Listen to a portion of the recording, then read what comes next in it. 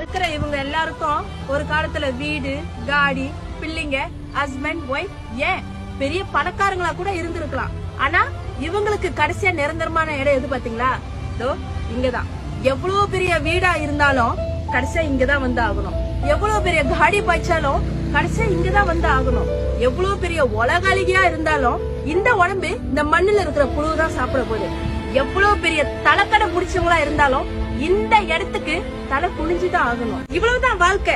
பிறப்புக்கும் இறப்புக்கும் நடுவுல இருக்கிற இந்த வாழ்க்கையில அப்பப்பா எவ்வளவு பொறாம போட்டி. ஒருத்தவங்க நல்லா இருந்தா வயிற்றுல ஏதாச்சும் பண்ணிரணும், அவங்கள அசிங்கப்படுத்திடணும், அவமானப்படுத்திடணும், ஒருத்தவங்களோட குடிய கெடுத்துடணும். இது எல்லாத்தையும் பண்ணிட்டு கோவிலா போயிட்டு பாவத்தை கழிக்கிறது.